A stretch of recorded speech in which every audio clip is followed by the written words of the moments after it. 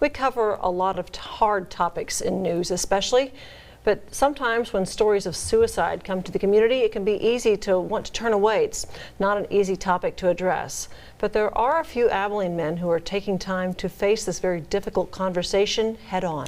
KTAB's Noah McKinney speaking to those men who hope to reach others who might be struggling now with the same mental battles they faced decades ago.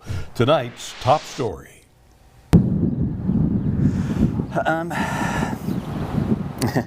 There's not a smooth way to start a suicide talk. So I guess it just starts with vulnerability first. In November of 2008, I sat on this ledge here and contemplated ending my life. The thing is, no one would have ever known. Whenever I was around people, I could be happy. But whenever I was by myself, it was soul-crushing depression.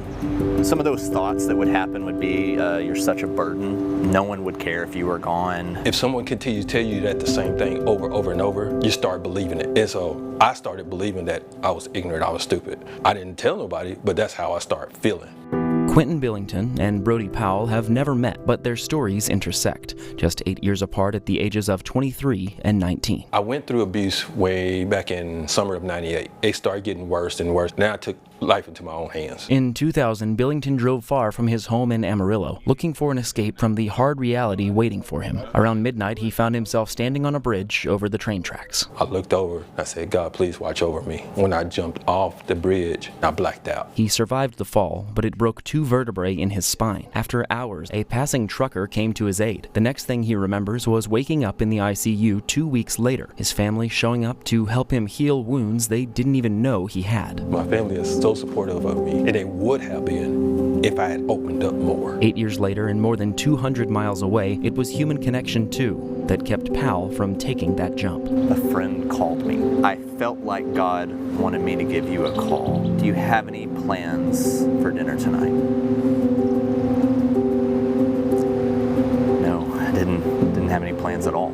That simple act of reaching out made all the difference in Powell's life, a role he has now been able to fill for 277 people as a licensed professional counselor. As a counselor, I've learned most people with suicidal thoughts, they don't necessarily want to die. They just don't want to keep living like this. Might that be true for you too? While the path to a different life may seem insurmountable, these two are living proof that every step gets you closer. Some kids are like, oh, look, there's the little Lego, but it's not just a Lego. Each brick in this Lego car represents about $110 that Billington was able to pay towards his debt, a goal he had set for himself after his attempt. Piece by piece, you can find your happiness and keep going. There's more in the world than just taking your life away. Getting into counseling, having a vulnerable conversation with a friend, admitting to someone that you're struggling. Each piece building on the last until a picture of progress is revealed, and your story becomes a source of strength for the millions of others out there who might be feeling that same struggle that you've overcome. So I almost let go, but I didn't. I am here today to let you know you got this. For BigCountryHomepage.com, I'm Noah McKinney. Thank you, Noah. Both Powell and Billington made a point to say that they want to be a resource to those who have or know family members that have struggled with intrusive thoughts. The 24-hour suicide hotline can be reached at 988. It's that simple. And Powell encourages those that need help to get in touch with a counselor, which can be done through the Psychology Today.